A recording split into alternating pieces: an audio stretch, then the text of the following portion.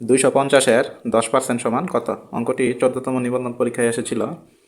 তো অঙ্কটিকে যদি আমরা সমাধান করি, 250-এর 10%, 10% মানে 100/10। যদি আমরা কাটাকাটি করি, 10 দিয়ে 100কে ভাগ করলে হয় 10, 10 দিয়ে 250কে ভাগ করলে হয় 25। তার মানে সঠিক উত্তর 25। পরবর্তী অঙ্কটি যদি সমাধান করি, 375-এর 20%, 20% মানে আমরা জানি 100/20। 20 দিয়ে 100কে ভাগ করলে হয় 5, 5 দিয়ে 375কে ভাগ করলে হয় 75। তার মানে আমাদের সঠিক উত্তর হচ্ছে 75। পরবর্তী অঙ্কটি যদি আমরা সমাধান করি, 450-এর 22%, 22% মানে আমরা জানি 100/22।